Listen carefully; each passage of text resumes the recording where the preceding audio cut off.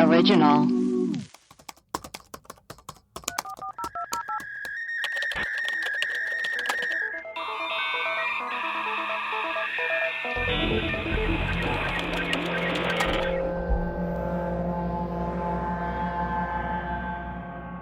Hello and welcome to Web Crawlers, the podcast where we do a deep dive into some of our favorite mysteries. Each week, we will introduce our topic, lay out our research and findings, reveal some conspiracy theories, and conclude with our own hypothesis. I am Allie Siegel. I am Melissa Stettin. And I, producer Maria. Cool. Wow.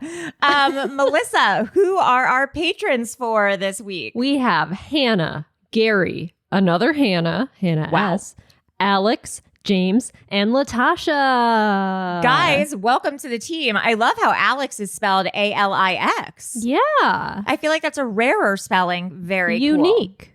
Yeah, very unique. Today's episode, I am super excited about it. Again, does it really follow the theme of what our podcast is about?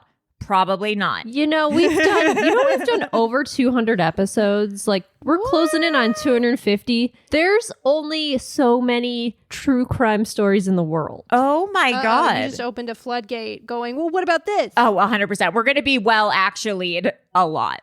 Yeah, we're moving into weird territory, so just deal with it. I think this is a podcast of all things weird and strange. It is. If that means a little ANTM, there you go. If that's wrong and I don't want to be right. Yes, exactly. It's anything, and sometimes it's just weird things that we are remembering from the internet. And so this is one of them. I saw a tweet the other day, and it was from America's Next Top Model, and they were doing a shoot in Greece. And it was just, they had the girls sit in a big Greek salad. Like it wasn't a fake Greek salad. It was just a literal Greek salad, like with dressing. And it was like soggy and wet. And they made the girls, like sit in it, like surrounded by like feta cheese and tomatoes. It made me remember like, oh my God, this show was insane. Yeah. And honestly, pretty problematic at times. Like does not stand up well with the course of history and the test of time. So Melissa and I decided to rewatch a bunch of episodes and seasons and just do a recap on like America's Next Top Model, the reality show that really existed. You did not dream it. Tyra Mail. Also, like, important to remember that this was the early 2000s was the golden age of reality television. Like, Rock of Love, Flavor of Love, or I mean, I can't remember what it was. Survivor. The Swan. Oh my God, the Swan. Yeah, we need to do another episode surgery of that. one. Joe Yes. Millionaire? Joe Millionaire. Was so good. Yeah, what was it? The catch was that he wasn't a millionaire, right? He wasn't a millionaire. Yeah. He wasn't a millionaire. He was just a guy. He's just a dude. He's just a dude. So yeah, this was like the golden age of reality television. And this definitely fit in with the bunch. So America's Next Top Model, it premiered in 2003. And then I guess it only aired semi-annually until 2012, which I didn't know. And then was every year from 2013 to 2010. 2013 to 2010? 2003 to 2010.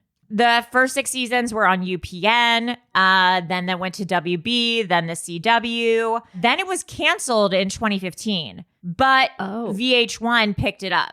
Thank God, because what would we do without it? Thank God. I guess there was 24 seasons. Jeez. Which is like seems insane. The first 22 seasons, the host was Tyra Banks, obviously. Mm-hmm. Season 24 host was Tyra Banks. This is something I never knew. Season 23 host was Rita Ora. I had no idea. I stopped watching like 2009 maybe. Yeah, I mean, at some point you got to fade out. Also, the most recent episodes are men and women. And you know how the theme song is like, you want to be on top? And yeah, but the last few seasons where like men are involved, it's like, you want to be on top? Also boys. Like it literally, Like, it's the craziest theme song. It's like Men Too. It's so weird. I watched a few of the seasons with men, and like watching the men model is so embarrassing. Like, I guess I don't really know how men are supposed to model. It's always creepy to me. It's cringe. It's very cringe. And also like the bodies are very, because like now male models, it's kind of like an androgynous, more skinny look.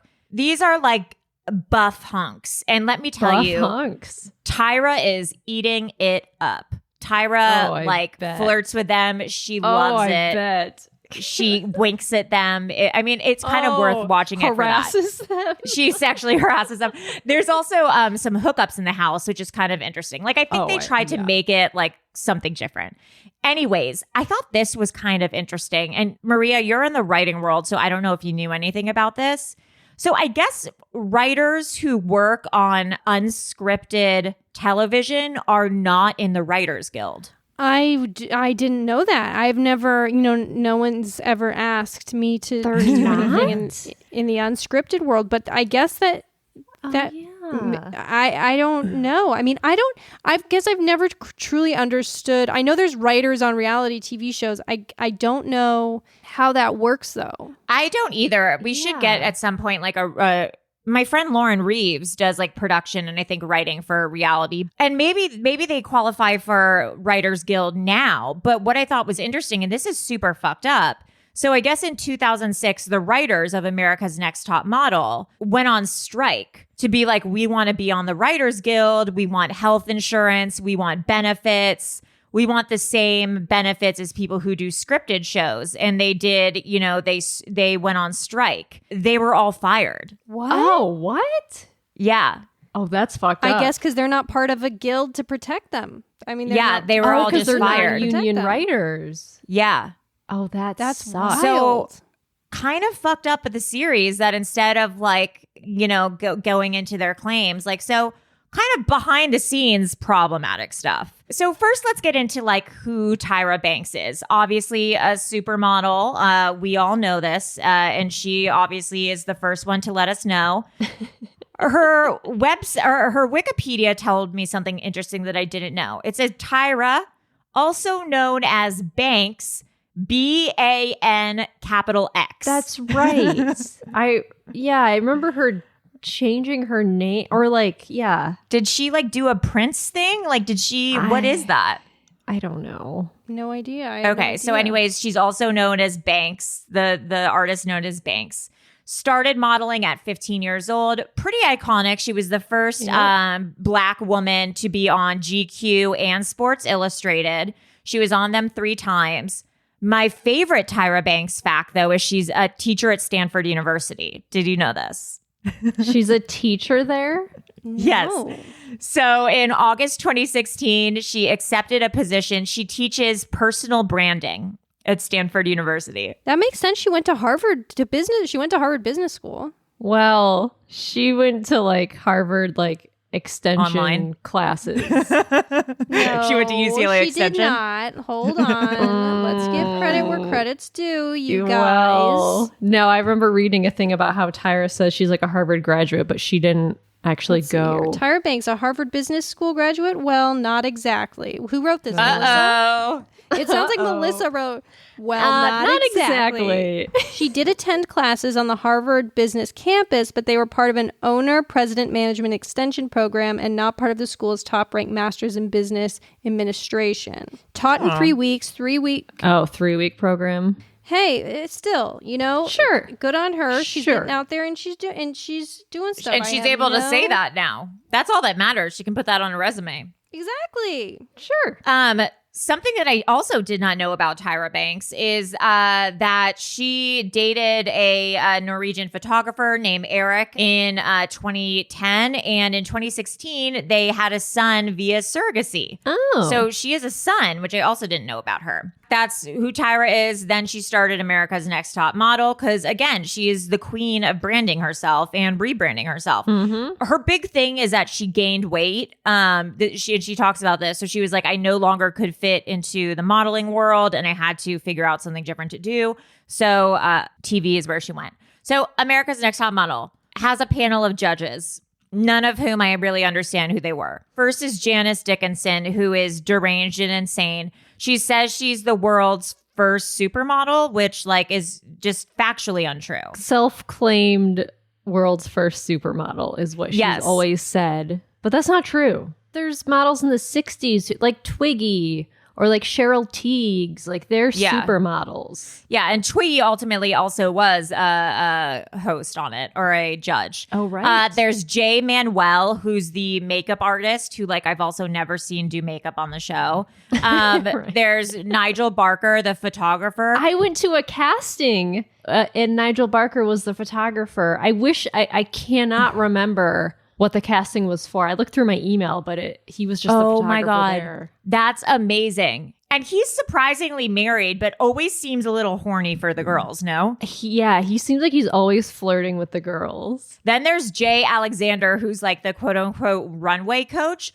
who I found out at like age 15 was signed actually to be a model. Oh, wow. And yeah, by like elite management and Ms. like J. modeled for 7 years. Yeah, Miss J. Also very like apropos for the 2000s. In the later seasons, Kelly Catrone was a judge. Do you remember her? No, I think I stopped watching. Oh, yeah. She was the scary lady from The Hills who like Lauren Conrad and all the girls worked for, who like ran that like fashion PR or like something company. Anyways, let's get into why the show was so problematic. Season 1, it starts off problematic from the gate. They weigh them. Oh, yeah. And then like publicize their weight and like congratulate them for being super skinny. And then like crazy. Tell some of them that they need to lose weight.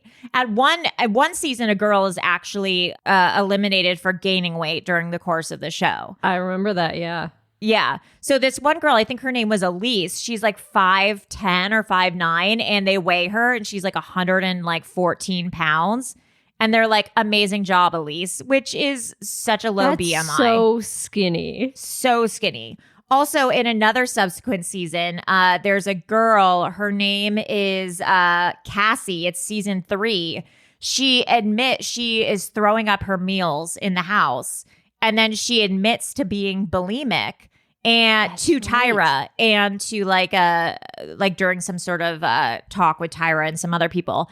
And they're like, maybe you should see someone, but they don't force her to. And they also don't eliminate her, which seems problematic and also dangerous for the show. So there's a lot of stuff that like increased stigmas of like modeling and the modeling environment. But also they did feature quote unquote plus size models on the show who were probably a size 6. Well, Cycle 2, I watched, they had a girl who was plus size, who was, I think she was like a size 4 or a 6. Shut up. Yeah. And then she gets sent home first. Are you serious? Because she has a kid. Oh. And so she's now plus size. And she's like very skinny, but she gets sent home first. Jesus Christ.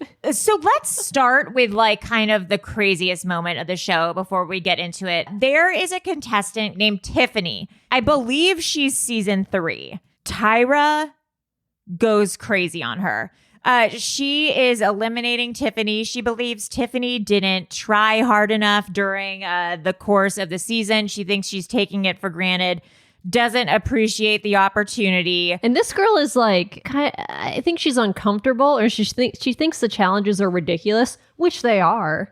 And so she's just like, oh, I have to do this dumb shit again. Yeah. Like just making fun of it, which is like, fine. Also, they humiliate her before she is eliminated. So they do a challenge where they make the girls read off a prompter. That's right. And say all these like words that they've never heard before and can't say.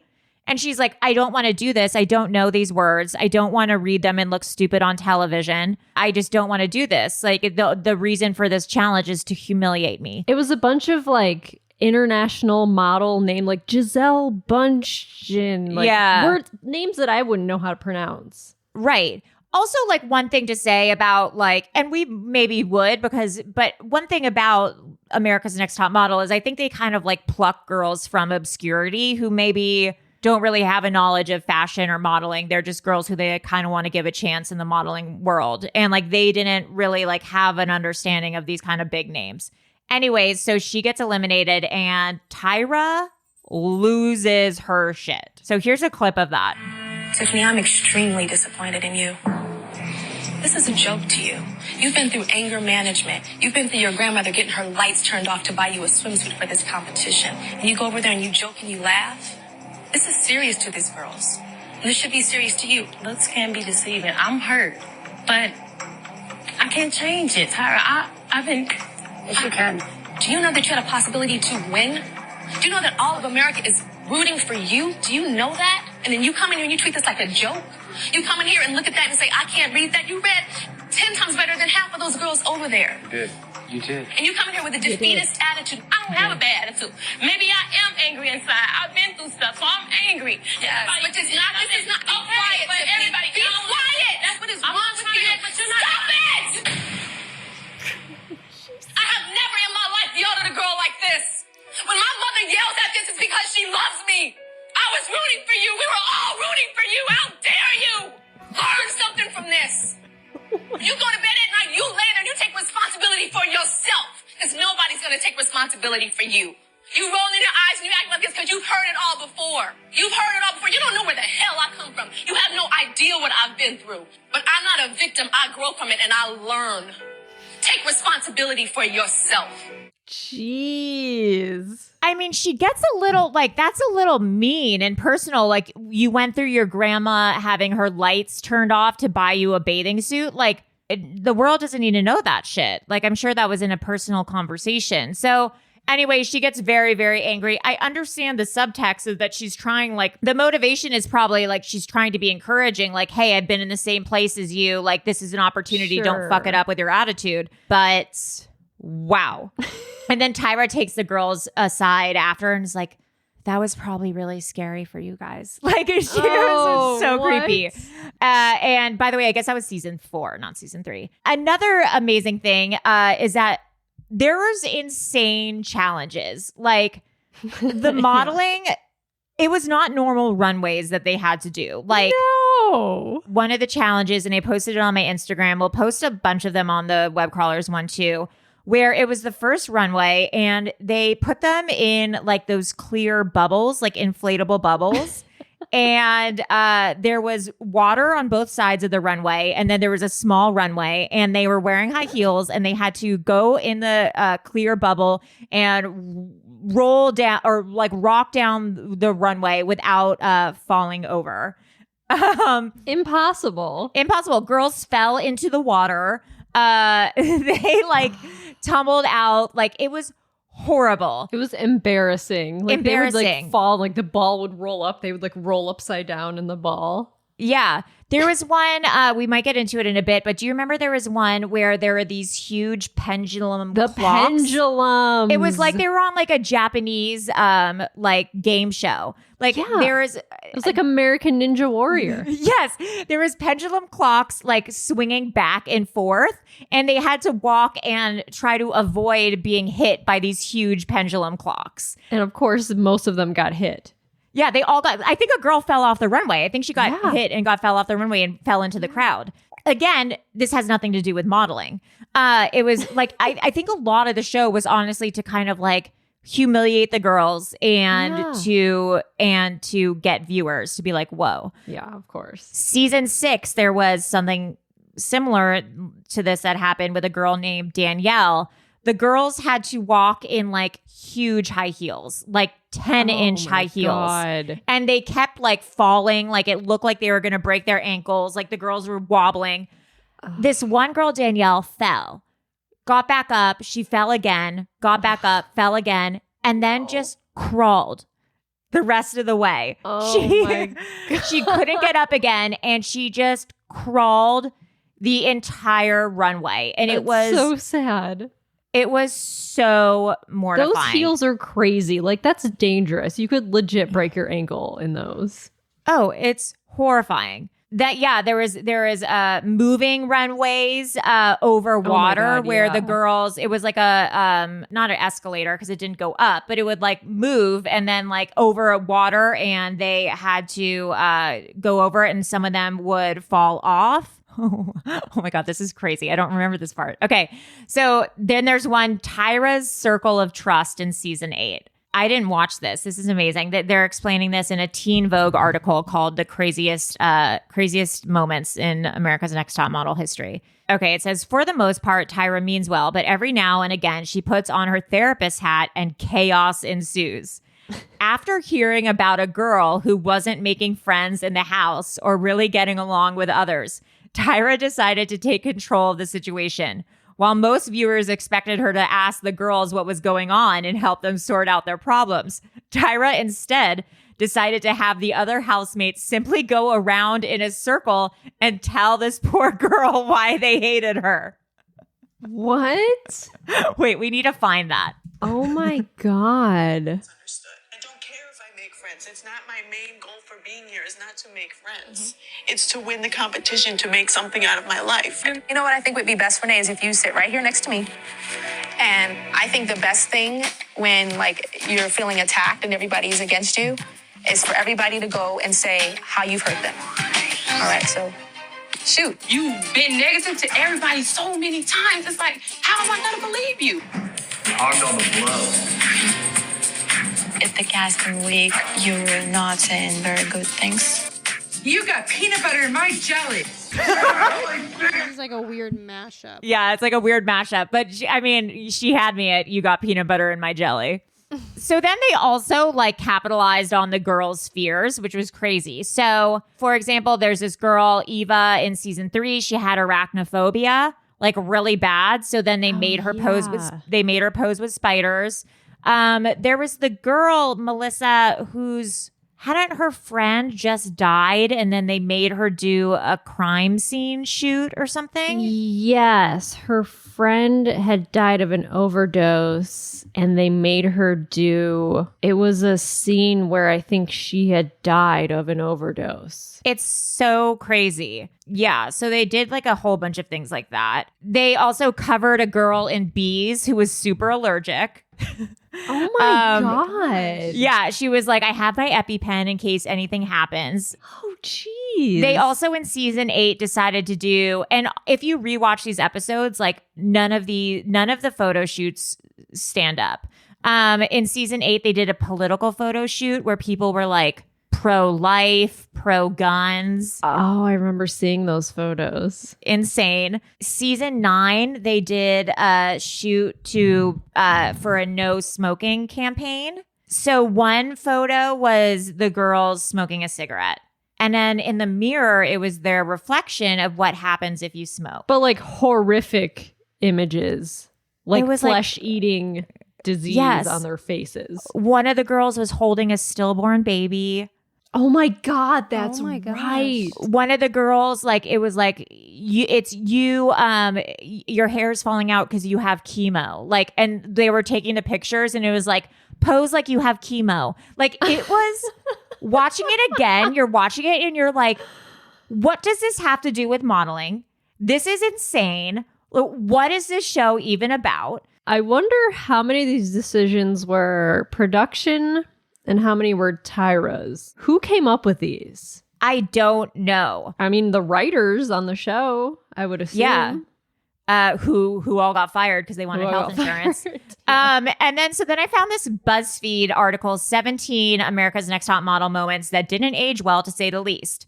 And this was even crazier. So it says, in cycles 14 and 17, Angela was disqualified for having briefly worked as an escort. Oh. Not great.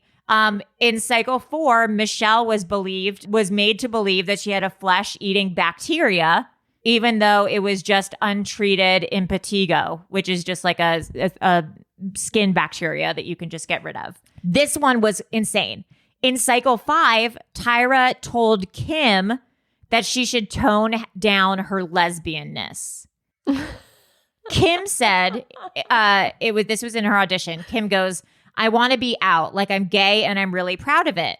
Tyra says, I think there's like being proud, like I'm black and I'm proud, but I'm not walking down the red carpet all, I'm black, I'm proud, I'm black, I'm proud.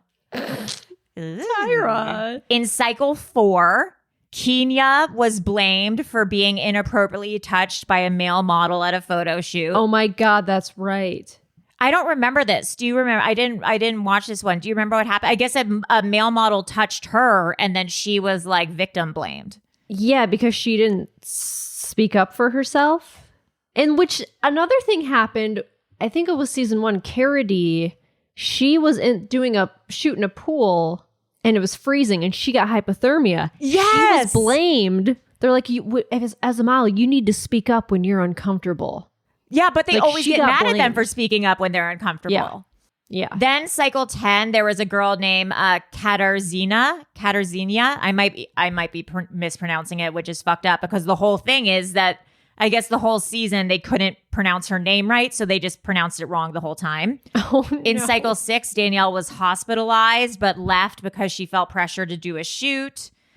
Cycle 12, London was eliminated because she gained weight during the season. Oh, this one was amazing. In cycle 16, Tyra made the 14 girls think that they were going home. So she told them that they were all eliminated and going home. But then she was like, just kidding. You're actually the top 14. They were all like devastated. And then, I remember watching cycle 2. And they immediately, like, the first challenge is them, like, doing a runway show. And these girls had never done any sort of modeling. And then, like, after the runway show, like, Ms. J and Tyra were, like, critiquing their walks. They're like, these are terrible. These are all awful walks. These girls are like, I don't know what I'm doing. Why to are be they fair, though, so mean? that was the most confusing thing about America's Next Top Model for me is, like, none of these people were models. Like none of them had ever modeled before. They were doing. None of them had ever walked. A lot of them weren't that physically attractive. Not to be. I mean, they were normal looking people. So it was kind of interesting. They weren't like 5'10" models. They weren't like. Yeah, they were all just like random pretty girls. Yes. This episode I watched yesterday, and my mind was blown. I sent you guys a clip of it. In America's Next Top Model All-Stars, there was a Michael Jackson themed photo shoot. And LaToya Jackson was one of the judges. And all of I posted a different clip on my Instagram. There was actually a lot of blackface episodes on America's Next Top Model. This was just one of them. In this All-Stars episode, it was a Michael Jackson themed photo shoot and all the girls had to dress like Michael Jackson. So they were put in clothing from different parts of his career, but all the white girls were put in a black and brown face. And they had to put like afros on. Like younger MJ. Yeah. Like Jackson 5 era. And for one of them, they were like, this is your best photo shoot. And I'm like, no. You're in an afro and in blackface. Like, this is when insane. They swapped ethnicities? Yeah. So was that the one I posted yesterday or was that another one? I think there's so many, but there was one where it's like Tyra pulled out a card. It's like, okay, you're going to be an African beauty. So this like white girl's like, you're going to be East Asian. Oh, yes. Okay. So that's the one. If we could go, I don't know if you can play it from my Instagram or maybe if I can, I think I posted that. Let me see if I can send you the video from. Okay. So to preface it, this was a challenge where, this is the milk mustache challenge. So, so they go crazy ones. and it's, so they go and Tyra's like, today you're going to pose in mustaches. And the girls are like, huh? And then Tyra goes, milk mustaches. And the girls are like, ah, like they're so excited. And then she's like, but in different ethnicities. And then the girls are like, huh? Yeah, this is a different challenge. Oh my God, there's a third ethnicity challenge. Okay, so anyways, here's a clip of them being told that they're going to be different ethnicities with milk mustaches. That it has to transform people. So today, you guys are all gonna have mustaches. Milk mustaches. We are doing this shoot for Got Milk. And you know, Tyra's done the Got Milk campaign twice. So this is Gita and this is Delane. They're going to be your photographic team. Now there's a twist. We are actually going to switch your ethnicities. The challenge here really is taking on the persona of that other ethnicity while in the photograph and owning it. Christina, you're going to be an East Indian. Tiffany, you're going to be Native American. Brittany, an African American woman. Kenya, Korean. Kaylin, Michelle, an Eskimo woman.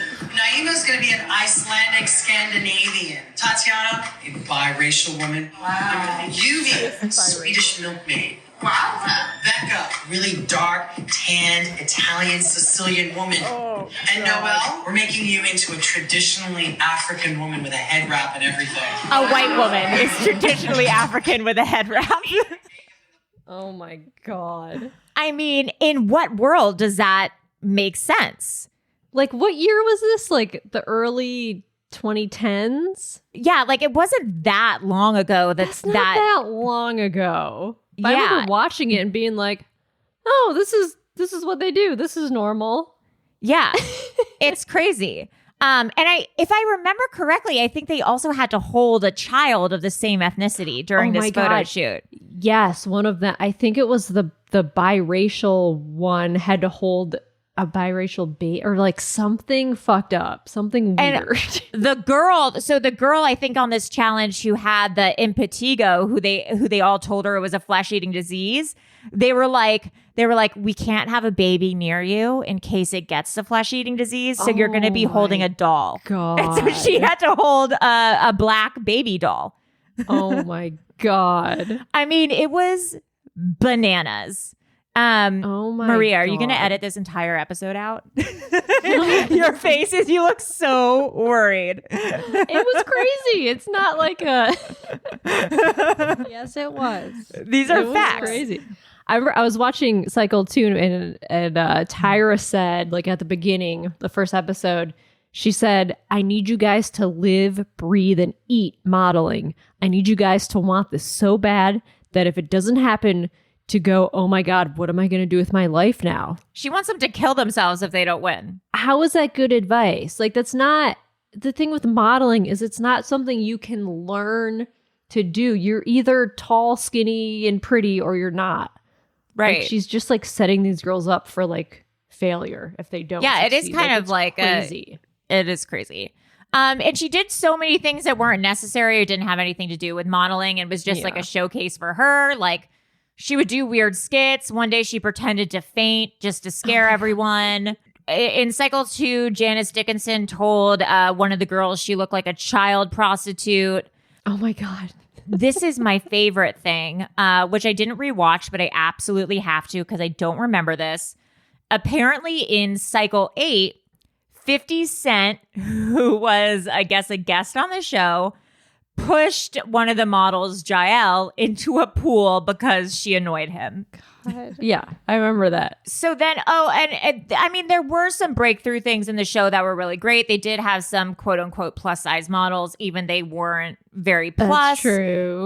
There was a trans contestant, season 11 and season 17, Isis. That is who true. did continue to have a career. I believe she modeled for Abercrombie. There was a contestant named Gina who had really bad alopecia, which made her bald, and they featured that, which was kind of cool. Mm-hmm. There was on season 9 a contestant named Heather with autism, which they featured, which was kind of cool. Although the other girls like talked shit about her and made fun of her and handled it horribly. But Tyra and the judges were really positive and like used it as like a, like people on the spectrum can do whatever they want and are really, it was really a positive story from their fascinating angle. show. Yes. Melissa, you sent this to us and I was amazed. Do you want to read the part about Tyra's insane book that she wrote? Tyra wrote a fiction, a young adult book called Model Land. Yeah. One word, Model Land. Yes. Will you read the thing verbatim? Because it's the craziest description I've ever heard of a book of all time. Okay. Here's a description. A young, awkward-looking girl by the name of Tuki de la Creme is invited to attend the legendary boarding school Model Land for a chance to join the Intoxibellas, the most celebrated models in all the world. Along the way, she meets a plus-size girl named Dylan, a 4'7" girl named Shiraz, and an albino girl named Piper. Together they form A strong bond as they face the trials and tribulations of model land and endeavor to find the truth about why they were all accepted to it and why a mysterious imposter seems to want nothing more than for them to be gone. Ooh, a mystery. I mean, honestly, that sounds good. It was panned. People described it as tacky, predictable, superficial, and exhausting read. A befuddling piece of directitude, certifiably batty, depressing and consumerist, nonsensical, nightmarish acid trip that seemed like it would never end. More made up words and terms than a Klingon transition of a Dr. Seuss book that stops being funny when you realize how long it is.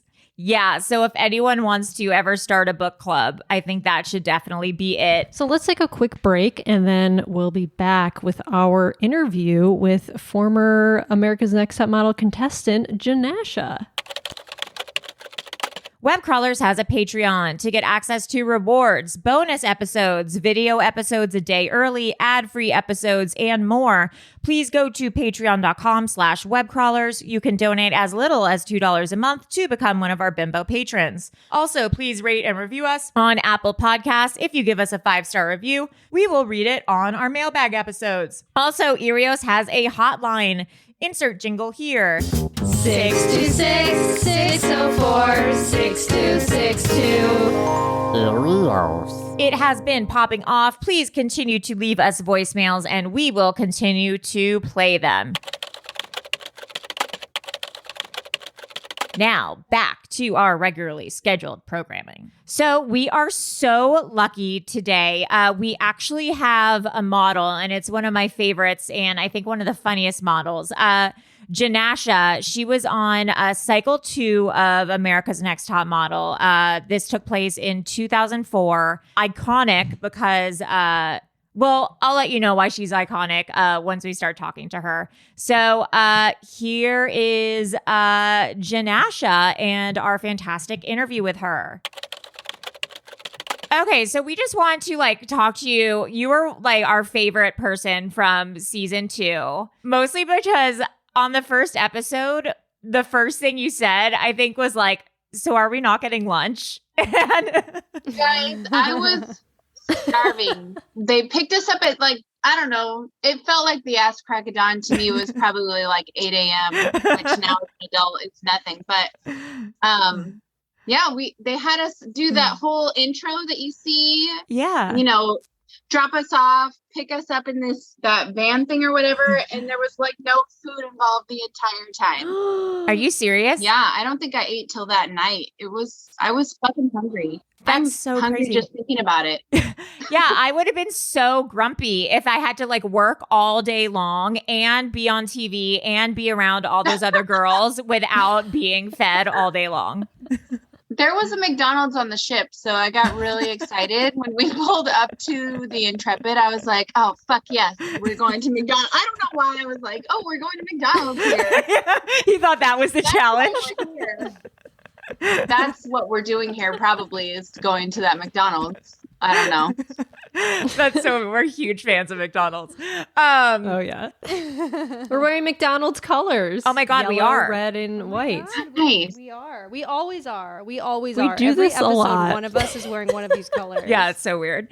So before I get into specifics, what was the experience like for you? Because the show, we've watched almost all the seasons, and it's just wow, bananas. Your season wasn't as problematic, I don't think, as some of the other seasons. But what was it like? It was weird. It was really weird. And you just tried to ignore that the cameras were there and stay for me, I just wanted to make sure I stayed authentic to who I am outside of that situation, just because I felt like if I wasn't, I would get called out for that by my friends and totally people that know me. So I remember really, really focusing on that, and also being really concerned that while this was a great opportunity, I didn't want to become a reality TV person. Yeah. real world or something. And all of a sudden all these people know me, except I'm still a broke ass hoe. And that is kind of what happened, except that I got cut so early that not a lot of people know me. So that worked out. That's so funny. Yeah, I think you got eliminated what, like 4th or 5th or something? Yeah, I was like the 4th one. Mm-hmm. But it says something to you that you didn't get cut on that first day. Because so will you explain what happened with the whole, for those of you who haven't watched it, the whole sleeping in thing? Yeah. So what you guys see is me sleeping in and everyone's at the photo shoot like, where is she? Oh my God. But a little backstory of what you don't know is that I actually woke up before everyone else. So Shandy had this alarm clock. I was like, set it at 4 a.m. I'm going to get up and take a shower because we had to be out the house at like 7:30. I'm going to get up, take a shower hella early because there's 12 of us and like 3 showers or 2 showers. I don't even fucking know. Oh my God. So I'm going to get up, do all that. And then lay back down. And when you guys leave or get up, I'll get up with you. So I did that. And we had been out till like 2 a.m. or something the night before at Tavern on the Green. Just at dinner. They kept us out hella late. Like production did? The universe was just like, you know what? Let's have some fun. So basically, I didn't hear anyone else get up, and I was sleeping on the top bunk of these built-in bunk beds. So just like nestled in a little nook with my wet hair. I had crazy dreams that night. Woke up, took a shower, got all cozy, and just passed the fuck out. Oh my God. Are you guys allowed to cuss on here? Oh my God. Yeah. 100%. We cuss all the time. Okay, sorry. And just no one decided to wake you up or anything. I don't think it was a decision, to be perfectly honest with you. Like, if it was, like, I don't know that it was, but honestly, like, we were still so new to each other at the point that we had to count each other to know if we were all there. So they probably counted when they were in. So what I've heard is they counted when they got in the van or they counted in the elevator. April felt terrible and wanted to go back up to get me. I found this out afterwards. Oh, right. They showed that in the episode. Someone was like, oh, where's Jenascia? Like, if I go get her, will you guys wait for me? And they were like, fuck no. And I wouldn't have either, to be honest. I think. That's right. Sorry, no, we're not going to like jeopardize ourselves for this one person who couldn't get out of bed. Right. Even though I did. Anyways. It made for great TV. It did. It was super it was hard at the time back then, 17 years ago, at the time living through it. Oh my God. So long ago. When I woke up and everyone was gone, my heart just sank. I was like just devastated like that. Wow, you really fucking did it. Just first challenge and you're out. Yeah, and it was frustrating too, though, because I think you had helped Rachel get dressed on like a mini challenge. Oh, yeah, excuse me. April get dressed on like a mini challenge. But, you know, it is, like you said, it is what it is. Like, it was so early. People probably didn't know like what was going on. Totally. So you ended up going, and one thing that pissed me off is like Nigel was so nice to you when he was. You got to the challenge. I feel like he was like, don't worry about it. It's fine. People are late sometimes. Like, just get ready. But then when it was time for the judging, he seemed like to be a little bit more strict about it. Yeah. Well, first of all, bless him for having that attitude towards me, because he could have caused a full-on meltdown at that point. I was like, true. It was rough. I cried the whole way there. Oh. I hailed a cab for the first time in my life. Like, oh my God. Just like my little heart is beating like a million miles a minute, and I get there and it was actually really chill. Like, there were a bunch of girls that hadn't gotten painted yet, so editing made it look like I got there hella late. It wasn't. It was maybe an hour, and you know, a couple, like, they were just starting to shoot. But I also heard in later interviews, I think I talked to Oliver Twixt. He did an interview with Nigel, and heard that Nigel just didn't really care. He just was supposed to say that for the camera or 100%. Something. Like, I don't give a shit if she was late. Yeah. Sitting judging. Right. Because it doesn't even matter. Like other people are going, like haven't even gone yet anyways. It doesn't matter if you show up late. Yeah. It's more of the principle of it. I'm glad that happened in retrospect because it made it really interesting. You guys are talking to me about it right now. Yeah. That's true. Right? That is true. That is very true. And that was like a body painting challenge. I feel like the challenges, like, did you think that they were useful modeling challenges? Like how useful was it for like a modeling career, you think?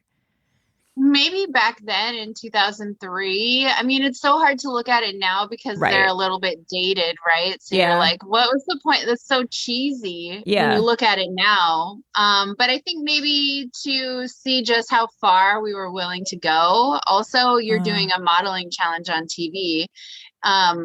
Having done so after the show, I was the fashion director for a magazine for a while. Oh my God, amazing. And I did a lot of editorials.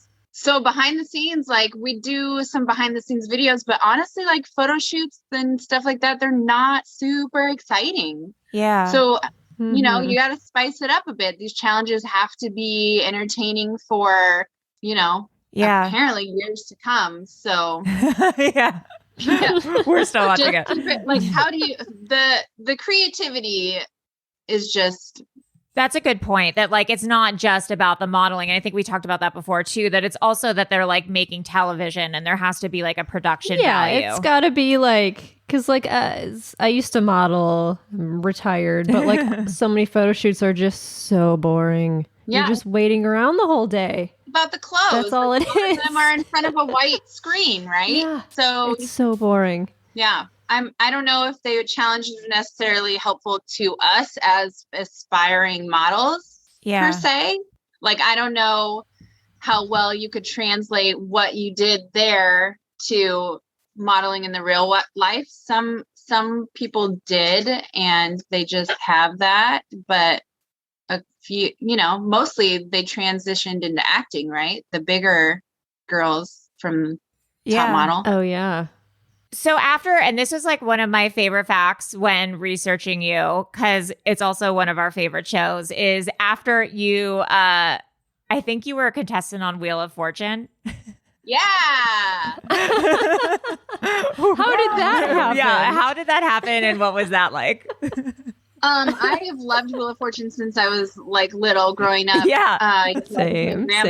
And then I don't know, I just like randomly went online and was like, I wonder if I could get on Wheel of Fortune, and like signed up, and I didn't hear anything. And then like 6 months later, I'm like, I never heard anything. Let me try again. So I signed up, and then I got either an email or a phone call, and they were like, auditions.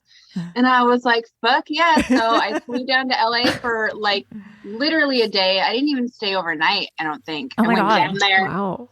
went to this little hotel, auditioned, won the fake audition, got like a t-shirt, and then they called me and were like, do you want to be, fuck yes, I want to be on Wheel of Fortune. So yeah, it happened really fast, but I was laser focused, just like constantly watching the show. I had this video game that I was playing. Like I was in Wheel of Fortune mode. Like I ate, drank, and slept Wheel of Fortune. And you won, didn't you? You won a lot of money. Yeah, I won close to 50 grand in cash and prizes. Like I won a prize puzzle, so I got to go to where did I go? Cabo? That sounds right. I don't know. God. Brain. And then the bonus round. I won the bonus round, which that one still blows my mind. When I think like, oh, that could never happen to me, I go back to that moment. I'm like, yes, it fucking could, because you had a bonus round at Wheel of Fortune. So that's my thing. I can die happy with that one. I love that you feel like more excited about Wheel of Fortune than America's Next Top Model. Well, you won more money. Yeah, exactly. I lost on Top Model, but actually, I think that helped me get on Wheel of Fortune, because one of the producers came up to me when they were like touching up our makeup and was like, okay, like what was Tyra Banks like in real life? And I was like, oh, fuck. So I know some people don't want to speak publicly about that. Can you tell us anything about like what she was like or what the show was like or like anything like that? Dude, you guys, I wish I had some dirt on Tyra because that would be so much more interesting. But she was always nice to me. Yeah. I really only saw her on camera or in the beginning when they were interviewing us, which is completely nerve-wracking. So like she was always nice to me. I never had any issues with her. Yeah. And don't have any dirt, but that's amazing. Yeah, I'm the wrong girl for that. Sorry. Oh, no, that's great. You just brought up something interesting. I would love to know, like, so what was the interview process like to get on America's Next Top Model or to even like get a chance to be on it? Yeah. Well, for me, my mom watched the first season. I didn't even see it. And she was like, you have to try out to be on this show. She was kind of my momager throughout my life. And I was like, okay. She's like, let's make a video. So we made this cheesy video, which I hope doesn't exist anymore because I'm sure I haven't. Yeah. And she's like, oh, they're having auditions in Seattle. I'm going to come pick you up and take you. And I had my own car, but I was like, okay, whatever. She drops me off. It's the longest line ever. Like you'd think it was just hours of standing in line. Like, oh my God. She brought me McDonald's while I was waiting. Wow. Hell yeah. Like, no, you got to stay. You've already waited this long. Just wait. So I was like one of the last groups to go in, and they brought us in groups of 8. They had us standing, like touching shoulders, standing, and we had to go down the line saying our name, age, height, why we think we want to be America's Next Top Model. And I was like in the middle of the group and everyone was just like, you know, I really like, this has always been my dream, blah, blah, blah. And I'm just thinking like, I don't want to come off as that. I think that I'm, so I was like, I don't know, teased a lot in high school for doing some teen modeling, but it's dumb. You know, it's bully stuff like, oh, she thinks she's so hot. She got her lips injected or lips done. I'm like, this is a fucking 90s and I'm a poor ass high school student. Anyways, I digress. I was like, I don't have a good reason. So I was just like, my name's Jenascia. I'm 21. I'm 5'7", which was a lie. And I'm an alcoholic. And which I'm not. But it was one of those things that kind of lightened the mood. Everyone laughed. Like, I could feel the girls next to me shaking because they were so nervous. Like I could feel them shaking. And it just kind of, I think that's what got me on the show. That for sure. That for sure got you on the show. They're like, yes, so they we'll take it. And another girl stay behind, and they're like, "How tall are you?" And they had me take off my shoes. I'm like, "I'm fucking busted. I'm 5'6.5". Busted. Day. But they pushed me through to the next round, which was flying out to LA for a week. They sequestered every girl. It was like 30 of us or so, 30, 40. I don't know. We weren't allowed to talk to each other. Oh my God. We weren't allowed to talk to anyone on the phone and tell anyone what we were doing. We took these super intense like personality tests to find out if we were psychos. And, like, oh my God. Yeah.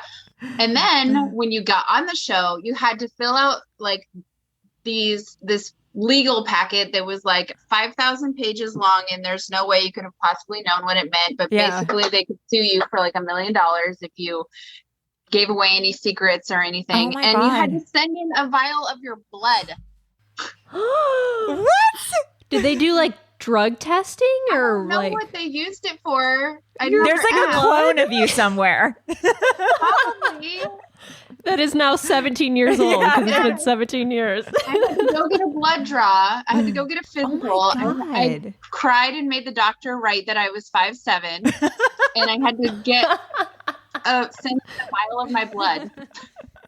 Oh my God. Insane. That is so they own me. Yeah, seriously, they own you for perpetuity.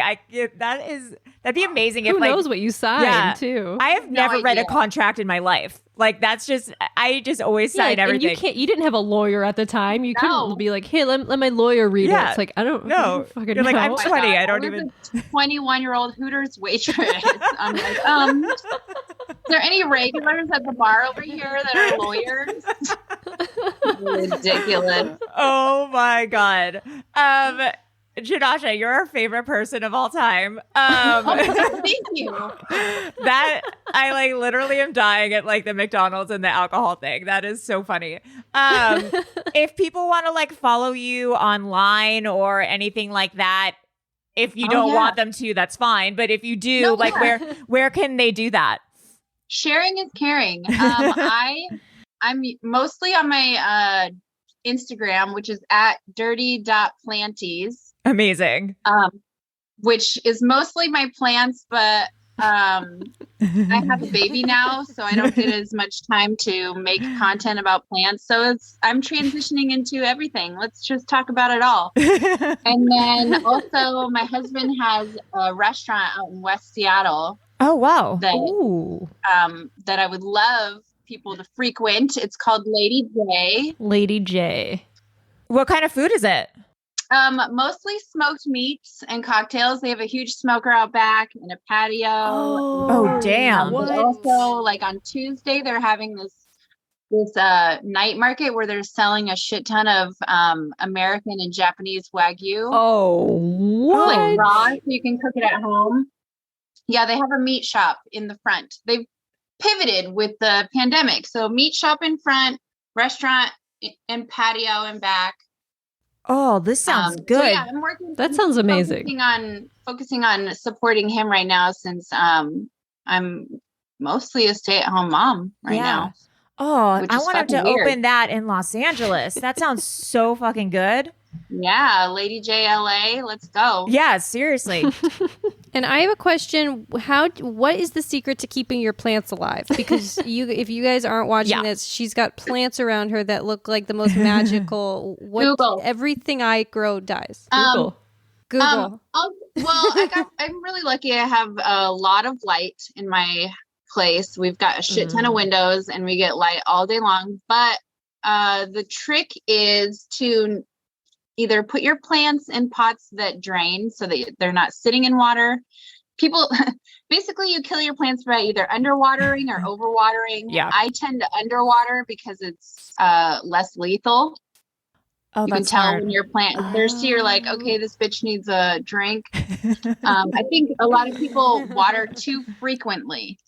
I do that. So when you think of overwatering, it's not that you're giving your plant too much water. It's that you're watering it too often. It has to have enough light. The light helps it drink the water.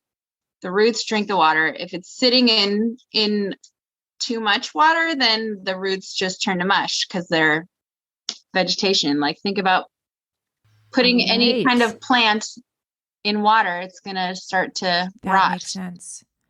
That's what happens to me. My plants always rot, and it's because I'm watering them too frequently. Yep. You're hugging it. You're hugging I'm codependent. It's my codependence. I'm smothering my plants. Fuck. You are. This is like now we're getting really deep into shit. Amazing. Put there. Put your hands in, and if dirt sticks to your fingers, it probably doesn't need water yet. Okay. Whoa. Yeah. This is a good tip. Horny. Hot tips. Hot plant tips. Hot plant tips. Well, follow Jenascia at dirty.planties for hot plant tips and cute baby pics. And then go to Lady J in West Seattle, you said? Yes. Awesome. Yes. Thank you so much for this. Watch season 2 because it's so good. Yay. Awesome. Thank you. Of course. Have a great rest of the day. You too. Bye. Bye. If you watch this show, have any memories of what it was like if you were on the show? Ooh. We would love to hear from you. I mean, we heard from Jorge Garcia from Lost. You never know what might happen. That's true. Oh, you know what? Before we end, I would love to see what this thing that Tyra did about, like, I'm sorry that I did. Oh, yeah.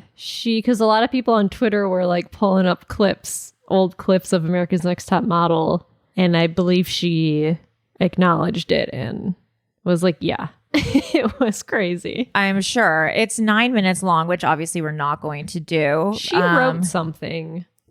She said, been seeing the posts about the insensitivity of some past America's Next Top Model moments, and I agree with you. Looking back, those were some really off choices. Appreciate your honest feedback, and I'm sending so much love and virtual hugs. I mean, fine. She also said, I was trying to push boundaries, but was also torn to try to make sure that these girls could work. So it was a balance. It was like, oh, break beauty barriers. But yeah, I can break them all I want on the show, but they'll graduate from the show and they won't work. She was trying to make entertaining TV, and she did. Yeah. So, like, that was the goal. The goal was to make a great TV show, and she certainly did. I don't think her goal was to really teach girls how to model or to make America's Next Top Model. A little bit of, maybe like 10% teach girls how to model and 90% be a TV show host. Some of the girls are successful. Some of the girls on the show, Cara D, the first one, she modeled for a while. A lot of the girls, Adrienne Curry. Yes. She had a very successful career. Who Tyra hates, apparently. And also one of the girls now is like an actress, I believe. Hannah something. Yeah, there's a lot of successful contestants came from that show. Yeah. Another thing, which we won't get into because that's like a whole other like half an hour of itself, is the makeovers that they did. Oh my God. They would always shave at least one girl's head, but then like send her home. Yeah. Within like the first 4 like they challenges. would always give a girl like, I need to speak to the manager haircut. Oh my God. They were not good. Every single weave they ever did was horrible and had to be redone. Yeah. I remember that one girl had one, she had to get it redone because it was like hurting her head so much. Yeah, it was scabbing and pulling at her head and like making her bleed. Yeah. It was crazy. And they were like, this is Tyra's vision for you. You don't appreciate it. Yeah. And like they gave like one girl a red afro. I mean, this like nice Russian girl. Like, I don't know. It was the whole show was just bananas. It's a really fun and entertaining rewatch, honestly, like great background TV. Sure. So again, if you have any comments on the show, please let us know, Melissa. Where can people reach us? You can email us at webcrawlerspod@gmail.com or find us on Instagram or in Twitter, webcrawlerspod. Alrighty then. I am Allie Siegel, the world's first supermodel. Oh, damn it. I am Melissa pretends to faint Stetton. And I'm producer, a real top model, Blasucci. Oh, well, good for you. We'll be the judge of that. All right. Bye. Bye.